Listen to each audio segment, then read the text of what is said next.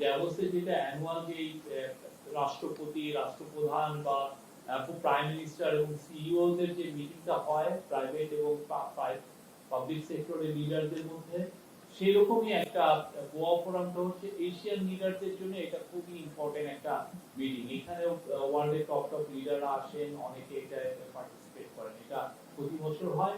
এটা আজকে এবার মধ্যমণি ছিলেন আমাদের chief adviser professor Mohammad Yunus.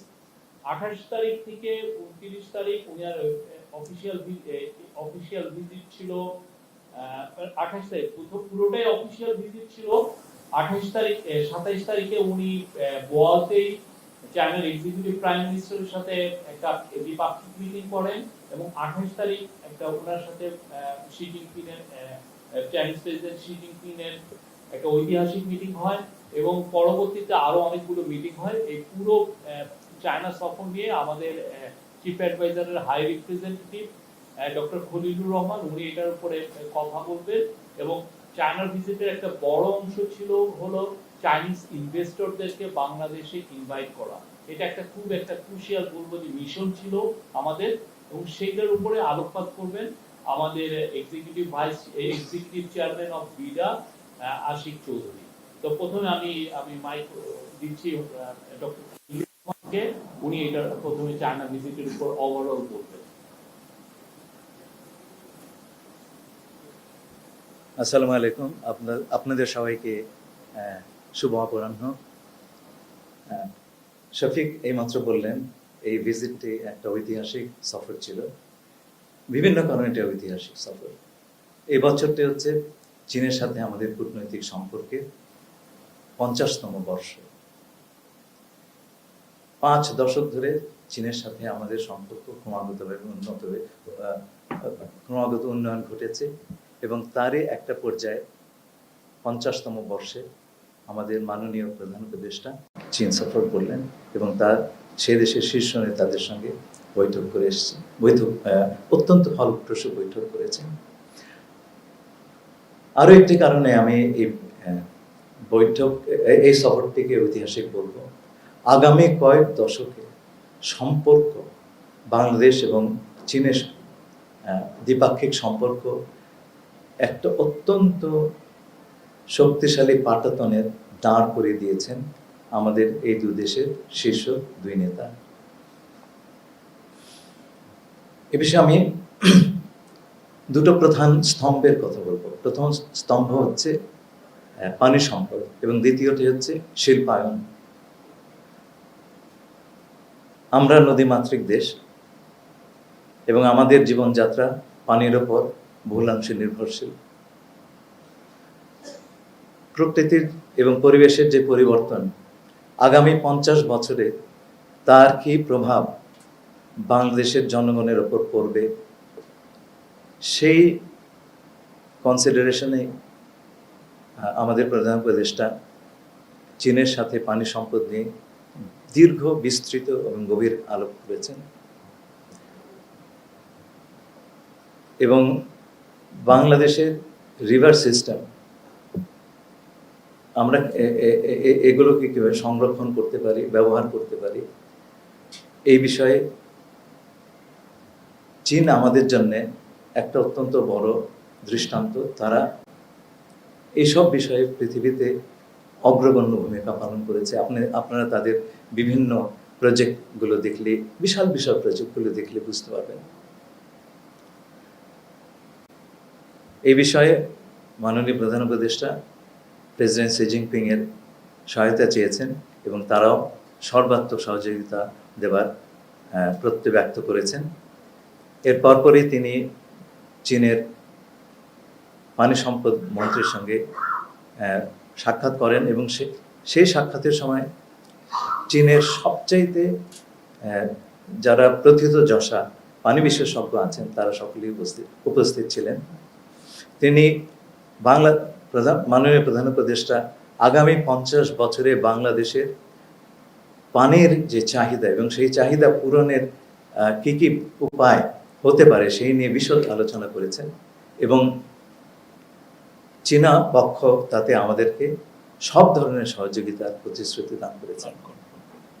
এর ভিতরে রয়েছে নদীর পানির সংরক্ষণ, বন্যার পূর্বাভাস, বন্যা নিয়ন্ত্রণ সহ বিভিন্ন বিষয়। এ প্রসঙ্গে আমি তিস্তা নদীর যে প্রকল্প সেটার কথা উল্লেখ করব। এই প্রকল্পটা আগেই হয়েছিল এবং এতে আমরা চীনা প্রতিষ্ঠানগুলোর অংশগ্রহণের জন্য আগ্রহ ব্যক্ত করেছি এবং তারাও এই বিষয়ে ইতিবাচক প্রতিক্রিয়া দেখিয়েছেন। আপনারা এর প্রতিফলন দেখতে পারবেন জয়েন্ট স্টেটমেন্ট। দ্বিতীয়ত হচ্ছে শিল্পায়ন। আপনারা সকলেই জানেন দেন শিয়াওপিং যখন চীনে বিস্তৃত এবং গভীর সংস্কার সাধন করলেন, তার একটা প্রধান উদ্দেশ্য ছিল ফরেন ডিরেক্ট ইনভেস্টমেন্ট, চীনের প্রতি আকৃষ্ট করার। এবং এই রিফর্মের ফলে আমরা দেখেছি 80 সালের থেকে শুরু হয়ে আজ পর্যন্ত বিশাল পরিমাণ এফডিআই বা ফরেন ডিরেক্ট ইনভেস্টমেন্ট বিশেষ করে পশ্চিমা দেশগুলো এবং মার্কিন যুক্তরাষ্ট্র থেকে চায়নাতে এসেছে। যে সমস্ত কারণে এই বিনিয়োগগুলো পশ্চিমা দেশগুলোর থেকে চীনে এসেছিল, সেই কারণগুলোর কারণেই কিন্তু আজ চীনের থেকে ইনভেস্টমেন্টগুলি অন্যান্য দেশে চলে যাচ্ছে। ডিজাইন, এলিগেন্স, বিউটি, সেরা পণ্য সবার জন্য জেভিকো। ভিয়েতনামে চলে গেছে অনেকটুকুই এবং তা আমাদের দেশে আমরা আকৃষ্ট করবার চেষ্টা করছি। আগামী দিনগুলোতে আমাদের যুব সম্প্রদায়ের যে কর্মসংস্থান তার অনেকটাই নির্ভর করবে আমাদের শিল্পায়নের গতির উপরে। মাননীয় প্রধান উপদেষ্টা প্রেসিডেন্ট শিকে সরাসরি আহ্বান জানিয়েছেন চীনা প্রতিষ্ঠানগুলো যাতে বাংলাদেশে এসে তাদের কারখানা স্থাপন করেন এবং প্রেসিডেন্ট শি সাথে সাথে জবাব দিয়েছেন যে বিষয়টি তিনি ব্যক্তিগতভাবে তদারকি করবেন। এটা আমাদের জন্য একটা বড় পাওয়া। চীনের বিভিন্ন প্রতিষ্ঠান এই সময় এবং অল দ্য টপ আপনার বিজনেস প্রতিষ্ঠান এই সময় বাংলাদেশ প্রতিনিধি দলের সঙ্গে বিভিন্ন বৈঠকে মিলিত হয়েছিলেন এবং তার সম্ভাবনাগুলো এবং সেগুলোর থেকে যে সম্ভাবনাগুলো আমরা দেখছি তাতে আমরা অত্যন্ত উৎসাহিত বোধ করছি। এই বিষয়ে আমাদের বেজা এবং বিডার এক্সিকিউটিভ চেয়ারম্যান আশিক আরও বিস্তৃত করবেন। আমি আরও দু তিনটা কথা বলে শেষ করব। প্রথম কথা হচ্ছে যে কোনো একটা ভিজিটের জেস্টার্স বা বহিরাঙ্গ দেখে আপনি বুঝতে পারবেন যে মেহমানকে কতটুকু গুরুত্বের সঙ্গে এবং সাদরে বরণ করে নেওয়া হয়েছে। প্রেসিডেন্ট শি তিনি গ্রেট হল থেকে বাইরে এসে দাঁড়িয়েছিলেন আমাদের প্রধান উপদেষ্টা প্রফেসর মোহাম্মদ ইউনূসকে স্বাগতম জানানোর জন্য। তিনি সাধারণত গ্রুপ ফটো তোলেন না, কিন্তু আমাদের জন্য তিনি সেই এক্সেপশনটা করেছেন, আমাদের সবাইকে নিয়ে হাসি মুখে ছবি তুলেছেন, যেটা খুব বিরল। 3 নম্বর হচ্ছে তিনি বৈঠকের সময় তার নোট বাদ দিয়ে লিখিত নোটের বাইরে গিয়ে উনি স্মরণ করলেন ফুজিয়ানের গভর্নর থাকার সময় তিনি ক্ষুদ্র ঋণ বা মাইক্রো ক্রেডিট অধ্যয়ন করেছেন, প্রয়োগ করেছেন সেই প্রদেশের দারিদ্র বিমোচনের জন্য। এই যে আমাদের প্রধান উপদেষ্টা যে ফিলসফি তিনি গ্রহণ করেছেন, এটা শুনে আমরা সকলে আপ্লুত বোধ করেছি। এবং এই যে frank admission that he benefited from our chief adviser, এটা একটা বিরল ব্যাপার আমাদের জন্য। আর শেষ কথাটি বলে আমি আশিককে দেব, সেটা হচ্ছে রোহিঙ্গার বিষয়ে। আমরা সেই প্রধান উপদেষ্টা বিষয়টি তুলেছেন এবং চীন তার সর্বাত্মক সহযোগিতা দেবে এবং পরিষ্কারভাবে চীন বলেছে যে রিপ্যাট্রিয়েশনের ব্যাপারে তারা তাদের সাধ্যমতো সকল রকম চেষ্টা করবে। এটা আমাদের জন্য একটা বড় কথা ছিল। আপনারা প্রেস স্টেটমেন্টের এর প্রতিফলন দেখতে পাবেন। আপনাদের অনুমতি নিয়ে আমি এখন আশিক, আমাদের বিডার এবং বেজার এক্সিকিউটিভ চেয়ারম্যান আশিক চৌধুরী মোহাম্মদ আসিফকে ফ্লোর দিচ্ছি। ধন্যবাদ। আমি একটু ডিটেইলে কথা বলবো, যেহেতু ইনভেস্টমেন্টটা আমাদের একটা কোর এজেন্ডা ছিল, আমাদের আমাদের নতুন যে সম্পর্কটা হবে চায়নার সাথে সেই সম্পর্কটার ক্ষেত্রে আমরা চাচ্ছি যে সম্পর্কটা আসলে একটা দ্বিপাক্ষিক বেনিফিশিয়াল মিউচুয়ালি বেনিফিশিয়াল রিলেশনশিপ হবে। এখানে চায়না আমাদের থেকে বেনিফিট করবে, আমরাও চায়না থেকে বেনিফিট করব। তো আপনারা শুনেছেন যে আমরা প্রায় 100-র বেশি কোম্পানি ওখানে আমাদের সাথে দেখা করেছিলেন বিভিন্ন ডিফারেন্ট সেটআপে, এবং এরা কিন্তু সবাই কোম্পানি সিইও, প্রেসিডেন্ট, চেয়ারম্যান। আমরা সিনিয়র লেভেল ম্যানেজমেন্টের কথা বলছি না, ওই কোম্পানির যারা একেবারেই টপ, আইদার সে ওই কোম্পানির মেইন শেয়ার হোল্ডার অথবা সেই কোম্পানির সিইও, এরকম লোকজন এসেছিলেন আমাদের সাথে দেখা করতে। তো আমরা 4 ভাগে আমাদের সাথে দেখা করেছিলাম। প্রথমটা ছিল আমরা একটা সেমিনার করেছিলাম যে ওয়াই বাংলাদেশ, সেটাকে পোর্ট্রে করার জন্য। আর তারপরে আমরা এখানে সাউন্ডটা পাওয়া সুইচ করতে হবে, এইদিকে আসুন স্যার। ও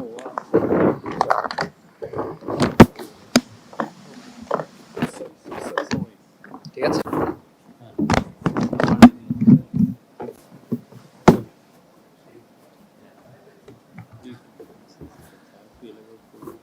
ঠিক আছে।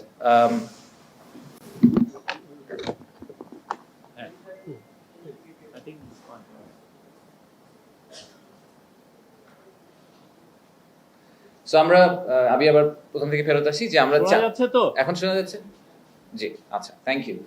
সো আমরা প্রায় 100-র বেশি কোম্পানির সাথে দেখা করেছিলাম এবং সেখান থেকে যারা প্রতিনিধিত্ব করেছিলেন তারা সবাই আসলে ওই কোম্পানির আইদার প্রেসিডেন্ট, সিইও অথবা চেয়ারম্যান। তো ওনারা আইদার কোম্পানিটাকে ওন করেন বা মেইন শেয়ার হোল্ডার অথবা কোম্পানিটাকে এখন চালাচ্ছেন। তো এই কোম্পানিদের সাথে আমরা 4টা ভাগে দেখা করেছিলাম। প্রথম একটা সেমিনার করেছিলাম আমরা ওনাদের সাথে যে ওয়াই বাংলাদেশ, যেখানে আমাদের প্রধান উপদেষ্টা একটা ভাষণ দিয়েছিলেন, সেই সাথে আমি একটা প্রেজেন্টেশন করেছিলাম যে অ্যাকচুয়াল ফ্যাক্টস এন্ড ফিগার্স দিয়ে প্রুভ করার জন্য যে আসলে Bangladesh is open for business এবং এখন বাংলাদেশ ইনভেস্ট করার জন্য একটা খুবই ভালো ডেস্টিনেশন। আর তার সাথে আমরা যেটা বলার চেষ্টা করেছি যে আমরা খুব রিসেন্ট টাইমে ইন্টারিম গভর্নমেন্ট আসার পরে আমরা কি কি ধরনের রিফর্ম ইনভেস্টমেন্ট ক্লাইমেট নিয়ে করছি, যদি বিনিয়োগে যাতে সুবিধা হয়, ওনাদের বাংলাদেশে আসে ল্যান্ড করার জন্য যাতে যে গ্রাউন্ড ওয়ার্কটা তৈরি করা হচ্ছে সেটা ওনাদেরকে কিভাবে বেনিফিটেড করবে।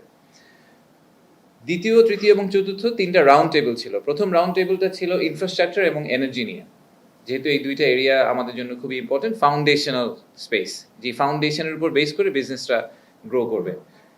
তারপরের রাউন্ড টেবিলটা ছিল ম্যানুফ্যাকচারিং নিয়ে, আর লাস্ট রাউন্ড টেবিলটা ছিল 3 Zeros নিয়ে, সোশ্যাল বিজনেস যেটাকে বলি আমরা। তো যেসব কোম্পানি এসেছিল তাদের কয়েকটার আমি নাম বলছি আপনাদের জাস্ট রেফারেন্সের জন্য।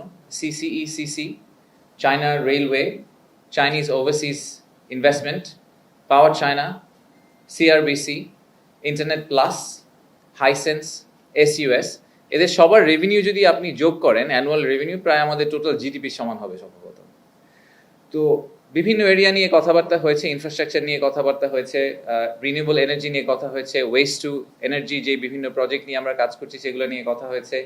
AI এবং টেকনোলজি একটা বড় থিম ছিল আমাদের ডিসকাশনের, কিভাবে আমরা আমাদের ইয়াং ওয়ার্কফোর্স যারা আছেন, আমাদের ইউথ আছেন, তাদেরকে এই AI এবং টেকনোলজি সাইডে চায়না যেহেতু অনেক এগিয়ে গেছে, সেখান থেকে আমরা কিভাবে বেনিফিটেড হতে পারি। তো আপনারা এটাও দেখেছেন যে আমরা টোটাল একটা $2.1 বিলিয়ন ডলারের কমিটমেন্টের কথা বলছি। তো এই 2.1 বিলিয়নটা আগের সব বড় বড় নাম্বার থেকে একটা বড় কারণে ডিফারেন্ট। সেই ডিফারেন্সটা হচ্ছে যে আপনারা আগে যেই নাম্বারগুলো আমরা সিকিউর করে এসেছি তার মেজরিটি ছিল লোন ফর্মে। তো দেখা যেত যে একটা বড় অংশ হচ্ছে কি আমরা লোন নেব। তো লোন নেওয়ার একটা পজিটিভ আছে, পজিটিভটা হচ্ছে যে ইমিডিয়েটলি টাকাটা চলে আসে, নেগেটিভটা হচ্ছে এই টাকাটাকে আমাদের আবার ফেরত দিতে হয়। সো এই ইকোনমিতে টাকাটা ঢোকার পরে একসময় আবার বের হয়ে যায়, আর একটু ইন্টারেস্ট আমাদেরকে বের করে দিতে হয়। ওয়ারেস যদি ইনভেস্টমেন্ট আসে, সেই ইনভেস্টমেন্ট নাম্বারটা কিন্তু actual genuine injection into hour economy, এই টাকাটা কখনো এই দেশ থেকে যাবে না। এবং এই ইনভেস্টমেন্টের ফলশ্রুতিতে যেই পরিমাণ এমপ্লয়মেন্ট জেনারেশন হবে সেটা আসলে ক্লাসিক লোন থেকে কখনোই হয় না। এইবার এই $2.1 বিলিয়ন মধ্যে প্রায় $1 বিলিয়ন অধিক অ্যামাউন্টটা হচ্ছে আসলে ইনভেস্টমেন্ট কমিটমেন্ট। এই ইনভেস্টমেন্ট কমিটমেন্ট প্রায় 30টা চাইনিজ কোম্পানি করেছে, এবং 30টা চাইনিজ কোম্পানি করেছে মূলত আমাদের যে আনোয়ারাতে একটা Chinese economic and industrial zone নিয়ে আমরা কাজ করছি সেটার উপর বেসিস করে। প্রায় 800 একর জমির উপরে একটা চাইনিজ ইকোনমিক ইন্ডাস্ট্রিয়াল জোন নিয়ে কাজ হচ্ছে। এই জোনটার কনভারসেশন অনেক আগে শুরু হয়েছিল, বাট 2022-এর পরে এটা নিয়ে আর কোনো প্রোগ্রেস হয়নি। লাস্ট 3 মাসে আমরা সিগনিফিক্যান্ট প্রোগ্রেস করেছি চাইনিজ আমাদের কাউন্টার পার্টির সাথে, এবং অনেকগুলা বড় বড় ডিসিশন সরকার নিয়েছে এবং তাদের সাথে একটা নেগোসিয়েশনে এসেছে যেটার কারণে তারা এখন খুবই কনফিডেন্ট ফিল করছেন যে এই বছরের কোনো একটা সময় আমরা ওইটার কনস্ট্রাকশন শুরু করব। জায়গা ইয়ারমার্ক করা হয়ে গেছে, জমি অধিগ্রহণ করা হয়ে গেছে, সো এখন আমরা কনস্ট্রাকশনে যাব এবং ওইটার উপর বেসিস করেই কিন্তু চাইনিজ কোম্পানিরা আমাদের এখানে আসার কথা চিন্তা ভাবনা করছে। আর বাকি অংশটা হচ্ছে তার যে 750 মিলিয়নের মতো আমরা লোনের কথা বলছি, তার মধ্যে আবার অর্ধেক হচ্ছে ওই ইন্ডাস্ট্রিয়াল ইকোনমিক জোন ডেভেলপমেন্টের জন্য, অন্য অর্ধেক হচ্ছে মংলায় আমাদের একটা মডার্নাইজেশন প্রজেক্ট চলছে, মংলা পোর্টকে যাতে আমরা আর একটু ভাইব্রেন্ট করতে পারি। তো এইবার আমাদের এই সফরে একটা এডিশনাল প্রপোজাল এসেছে চায়না থেকে, যে যেহেতু মংলা পোর্টটা ওনারা রিমডার্নাইজেশন করছেন, সেটার পাশাপাশি ওখানে ওনারা একটা ইকোনমিক জোন করার কথা চিন্তা ভাবনা করছেন এবং আমাদেরকে প্রপোজাল দিয়েছেন যে আমরা যদি রাজি থাকি তাহলে ওখানে ওনারা একটা সেকেন্ড চাইনিজ ইকোনমিক জোন নিয়ে কাজ করবেন এবং ওখানে ওনারা ইনভেস্ট করবেন।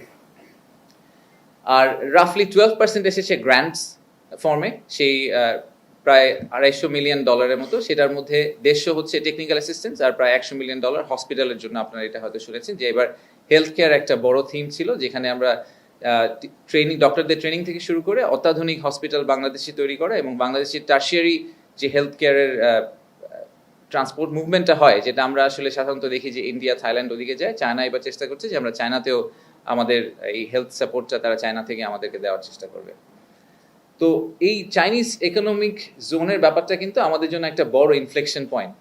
আমরা অনেক দিন ধরে চায়নার ইনভেস্টমেন্টের কথা বলছি এবং the depth Chinese investor pool has, এটা আমরা এবার গিয়ে আবার রিয়েলাইজ করেছি যে আমাদের we have barely scratch the surface. আসলে চাইনিজ ইনভেস্টরদের বাংলাদেশের ব্যাপারে অ্যাওয়ারনেস এখনো আছে, কিন্তু খুব স্বল্প পরিসরে আছে। আমাদের আসলে আরো হায়ার ফ্রিকোয়েন্সিতে চায়নাতে যেতে হবে। চায়না একটা ইটসেলফ ইজ এ কন্টিনেন্ট, যেখান থেকে আমাদের দেশের সবচেয়ে বেশি ইনভেস্টমেন্ট আসা সম্ভব, এটা নিয়ে আমার কোনো ধরনের সন্দেহ নেই। তো অলরেডি কিন্তু বেবজাতে আপনারা দেখেছেন কিছুদিন আগে নিউজ এসেছে যে অনেক ইন্টারেস্ট দেখিয়েছে। লাস্ট অগাস্ট থেকে এই মার্চ মাস পর্যন্ত 30টি চাইনিজ কোম্পানি ইনভেস্ট করার আগ্রহ দেখিয়েছে বেবজাতে, এবং সেই নাম্বারটা কমিটেড নাম্বার অলরেডি প্রায় $160 মিলিয়ন মতো। তো এই সার্চটা কিন্তু অলরেডি শুরু হয়ে গেছে। সো শর্ট টার্মে যখন তারা প্লাগ এন্ড প্লে চাচ্ছেন, আমরা তাদেরকে বেবজা বলছি। যখন তারা 2 থেকে 3 বছরের লং টার্ম ভিউ নিচ্ছেন, তখন আমরা তাদেরকে বলছি চাইনিজ ইকোনমিক জোন। সো আমাদের ভিশনটা কিন্তু ক্লিয়ার করতে হবে। আমাদের ভিশনটা হচ্ছে যে Bangladesh will convert into a manufacturing hub. হ্যাঁ, ওয়ার্ল্ডের ফ্যাক্টরি হিসেবে বাংলাদেশ আবির্ভূত হবে এবং শুধুমাত্র বাংলাদেশের লোকাল মার্কেটকে টাচ করার জন্য চাইনিজ ইনভেস্টরদেরকে আমরা আসতে বলছি না এখন আর। আমরা বলছি আপনারা আসেন, আপনারা বাংলাদেশের লোকাল মার্কেট কেটার করেন, আপনারা 7 সিস্টার্সকে কেটার করেন, আপনারা নেপাল, ভুটানকে কেটার করেন।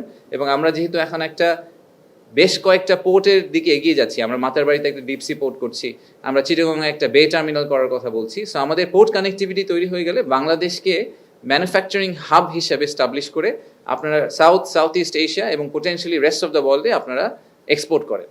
সো এই প্রপোজিশনটাই কিন্তু এবার আমরা চাইনিজদের কাছে নিয়ে গিয়েছি এবং সেটার উপর বেসিস করে ওনারা অনেক আগ্রহ দেখাচ্ছে। সো আমরা খুবই আশা করছি যে আমরা সামনে অনেকগুলা সিরিজ অফ ইনভেস্টমেন্ট দেখতে পাবো। আমাদের যে আপকামিং সামিট আছে, সেখানে চাইনিজ ডেলিগেশনটা সবচেয়ে বড়। এখন পর্যন্ত 96 জন চাইনিজ ইনভেস্টর আসার কথা বলেছেন, বাট এই আমাদের এই সফরের পরে আরো অনেকে আগ্রহ দেখিয়েছেন। সো আমার ধারণা নাম্বারটা 100-র বেশি হয়ে যাবে শুধু চায়না থেকে। এবং এই on the back of the investment summit এপ্রিলের মাঝামাঝি চায়নার যে কমার্সের ডিজি আছেন, মিনিস্ট্রি অফ কমার্সের, ও আমাদের সেক্রেটারি ইকুইভ্যালেন্ট, উনি প্রায় 15টি চাইনিজ ইনভেস্টরকে ইন্ডিপেন্ডেন্টলি নিয়ে আসার কথা প্রমিস করেছেন, যে উনি আসলে চিটাগংয়ের আনোয়ারা ভিজিট করবেন, বেশ কয়েকটা ইপিজেড ভিজিট করবেন এবং ওনারা খুবই আশাবাদী যে যেহেতু স্যার যেটা বললেন যে প্রেসিডেন্ট থেকেও একটা গ্রিন সিগন্যাল পেয়েছেন, they really want to make a move on Bangladesh from industrialisation point of view. So আমি এখানেই থামি, ধন্যবাদ। আর যদি কোনো প্রশ্ন থাকে আমরা স্যার বা আমরা নেওয়ার চেষ্টা করব।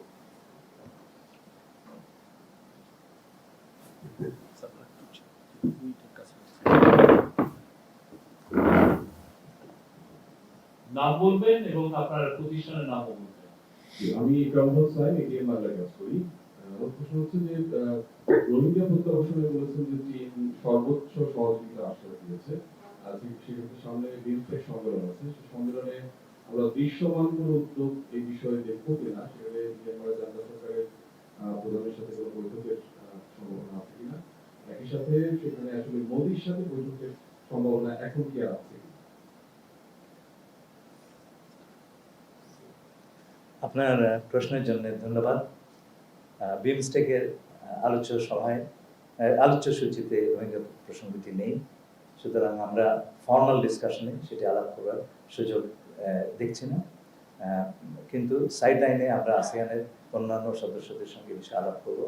আসিয়ানের একটি রোল আছে এবং বিমস্টেকের একটি দেশ যেমন ধরুন থাইল্যান্ড, তারা তাদের দেশেও এটি একটি তারও এই সংকটের সমাধান চাইছে। তো তাদের সঙ্গে আমাদের মাননীয় প্রধান উপদেষ্টার সঙ্গে থাইল্যান্ডের প্রধানমন্ত্রীর বৈঠক হবে এবং সেই বৈঠকের আলোচ্য সূচিতে এই বিষয়টি থাকবে। ধন্যবাদ।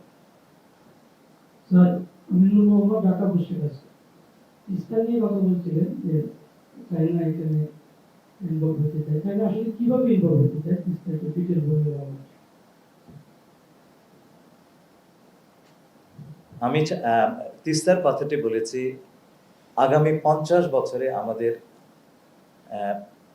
পানি সম্পদ ম্যানেজমেন্ট বা ব্যবস্থাপনার প্রেক্ষিতে চীনের সঙ্গে এই বিষয়ে আমাদের একটা অলরেডি একটা প্রজেক্ট আছে এবং প্রশ্নটি ছিল এই প্রজেক্টটা নিয়ে আমরা কিভাবে এগিয়ে যাব। মাননীয় প্রধান উপদেষ্টা একটি কথা সবসময় বলেন, সেটা হচ্ছে কোথায় চাবি খুলতে হবে সেটা আমাকে বলে দেন, আমি চাবিটা খুলে দেবো। তো এই সফরে আমরা চাবিটা খুলে দিয়েছি। তিনি চাবিটা খুললেন, তিনি চীনের তিনি চাবি দিয়ে তালাটা খুললেন। তিনি চীনের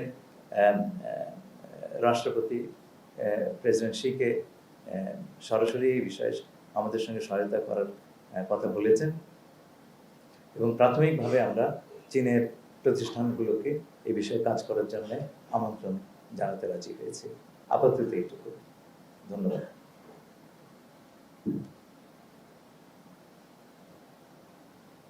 আমার নাম মনিরুজ্জামান উজ্জ্বল, আমি জার্মানি থেকে বলছি। প্রথমে ধন্যবাদ, আপনাদের সফর ফলপ্রসূ হয়েছে এবং আমরা যারা ঢাকায় ছিলাম তারা অনেক ভালো ভালো সংবাদ পেয়েছি। আমার প্রশ্ন হচ্ছে, এই যে চুক্তি হলো, চুক্তিটি কি নিয়ে একটু বিস্তারিত আর 28 সাল পর্যন্ত যে ছাড় দেওয়ার কথা বলা হয়েছে, তো আগেও ছিল নাকি নতুন করে যে ছাড় দেওয়ার কথা বলা হয়েছে, নতুন করে হয়েছে নাকি আগেই ছিল, এটি আবার কোনো ব্যক্ত করা হয়েছে?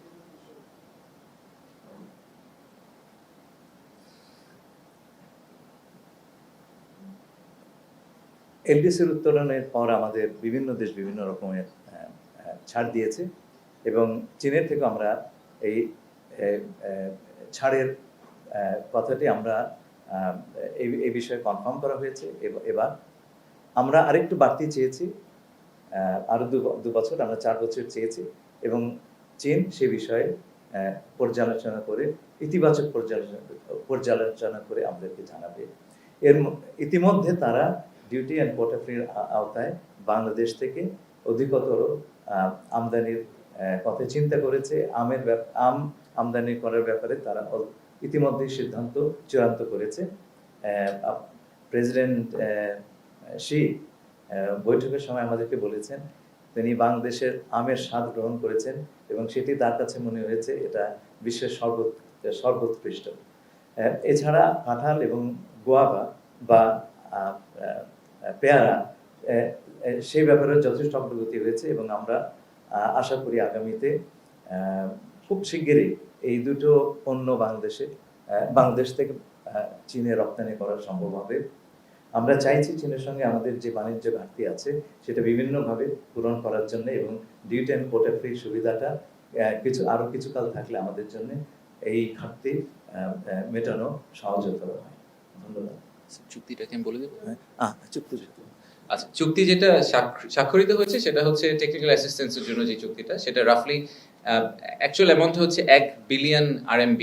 সো এটাকে যদি আপনি ডলারে কনভার্ট করেন রাফলি $150 মিলিয়ন মতো হয়। এখানে টেকনিক্যাল কোঅপারেশনের জন্য চুক্তিটা হচ্ছে, এটা গ্র্যান্ট ফর্মে আসবে। সো এই টাকাটা আমাদের ফেরত দিতে হবে না।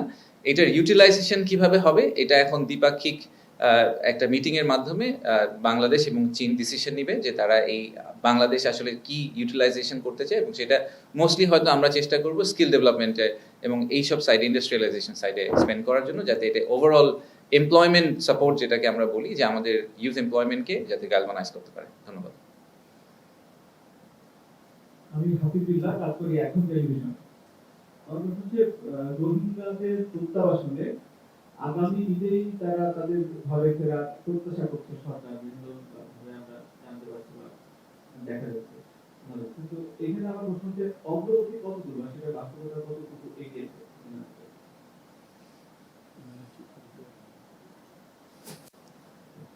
অগ্রগতি আপনারা দেখতেই পাচ্ছেন, আগে এই বিষয়টি নিয়ে কথাবার্তাই হতো না, এবং এখন আপনারা দেখলেন জাতিসংঘের মহাসচিব এসে তিনিও বললেন প্রত্যাবর্তনের কথা।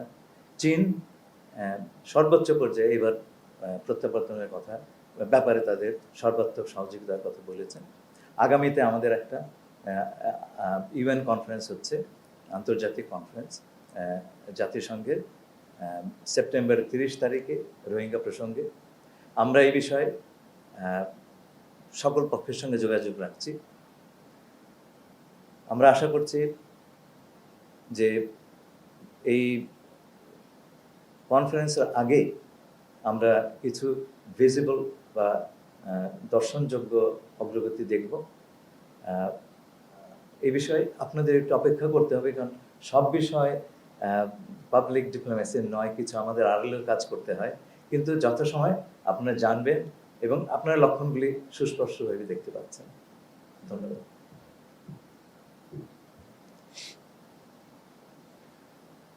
Any other?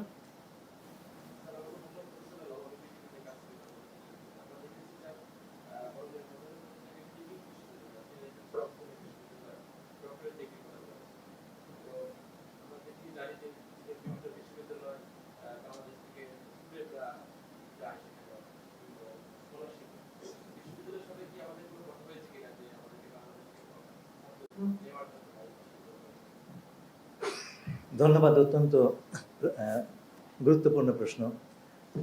আমি আগেই বলেছি যে আমরা চীনের সঙ্গে আমাদের সম্পর্কের 50টি চমৎকার বর্ষ অতিক্রম করে এসেছি, এবং আগামী 50টি বছর কেমন করে আমরা আমাদের দ্বিপাক্ষিক সম্পর্ক গড়ে তুলব তার একটা ভিত্তি, একটা শক্ত ভিত্তি আমাদের দুই নেতা, চীনের আমাদের মাননীয় প্রধান উপদেষ্টা এবং চীনের রাষ্ট্রপতি শি জিনপিং, তারা এই ভিত্তিটা তৈরি করে দেবেন।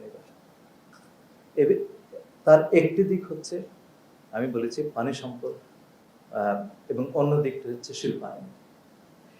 এর মাঝে এবং এই দুটো স্তম্ভ তারা শক্ত করে প্রতিষ্ঠা করে দিয়ে গেছেন, এবং এগুলো এগিয়ে নিয়ে যাওয়ার কাজ হচ্ছে আমাদের দুই দেশের মানুষের। এই পিপল টু পিপল কন্ট্যাক্ট, তার একটা প্রধান বিষয় হচ্ছে আপনার বিভিন্ন এডুকেশনাল প্রতিষ্ঠানের সঙ্গে আমাদের সম্পর্ক। প্রধান উপদেষ্টা প্রতিটি চীনা নেতাকে বলেছেন, এবং পেকিং বিশ্ববিদ্যালয়ে, যেখানে উনি বেশ কয়েক বছর আগে অনারারি প্রফেসর হিসেবেও তাকে বরণ করা হয়েছিল, তিনি বলেছেন আমরা এক দুজন নয়, হাজার হাজার বাংলাদেশিদের চাইছি যে তারা যেন চীনে শিক্ষার সুযোগ লাভ করেন। এই বিষয়ে আমরা ইতিমধ্যে আপনারা দেখেছেন পেকিং বিশ্ববিদ্যালয়ের যে বিশেষ সংবর্ধন সভায় আমাদের বাংলাদেশের ছাত্রছাত্রীদেরকে অন্যান্য শহরেও, অন্যান্য প্রদেশেও উল্লেখযোগ্য সংখ্যক বাংলাদেশি ছাত্রছাত্রী এখন অধ্যয়ন করছেন। আমি নিজেই কুনমিংয়ে গিয়ে দেখে এসেছি, এবং আগামীতেও কুনমিংয়ের গভর্নর আসছেন এই এপ্রিল মাসে। শিক্ষা হবে ওই সফরের একটা বড় বিষয়। আমরা চাইছি যে বাংলাদেশের বিপুল সংখ্যক শিক্ষার্থী চীনের শিক্ষার যে সুযোগ সেটা লাভ করে, এবং এই বিষয়ে আমরা অত্যন্ত ইতিবাচক সাড়া পেয়েছি। এবং এই যে দুটো কালচারাল সেন্টার করা ঢাকা এবং চীনে, তার একটা বড় উদ্দেশ্য হচ্ছে এই পিপল টু পিপল কন্ট্যাক্ট এবং শিক্ষার প্রসার, এই দুটো যাতে দ্রুত গতিতে এগিয়ে যায়। আপনাকে অসংখ্য ধন্যবাদ। Any question on investment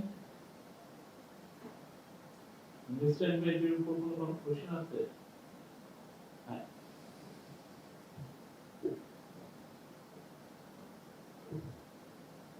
আমি জাকির এনটি অনলাইনে কাজ করি। প্রশ্ন হচ্ছে, আমরা দেখেছি যে বিগত সরকারের সময় বাংলাদেশ থেকে প্রতি বছর লক্ষ লক্ষ মানুষ পার্শ্ববর্তী দেশ ও বিভিন্ন দেশে চিকিৎসার জন্য যাচ্ছে।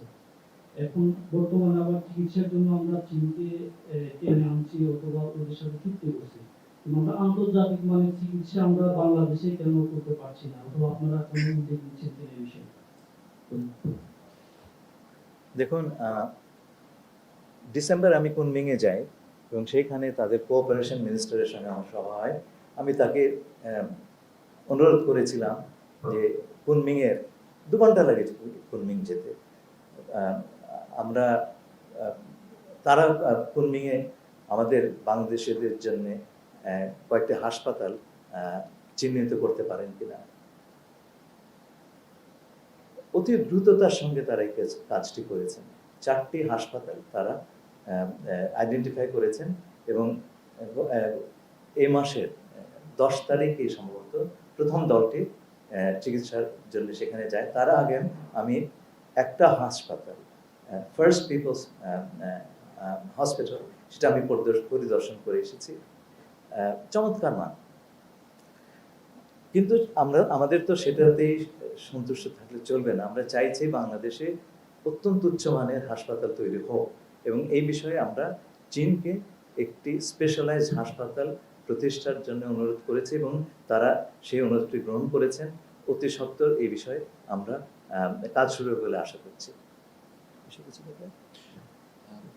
দেখেন, আমাদের এই যে টারশিয়ারি হেলথ কেয়ার সার্ভিস, এটা নিয়ে আগে অনেক কথা হয়েছে যে এটা আমাদের ডলার আউটফ্লোরও কিন্তু একটা বড় চ্যানেল।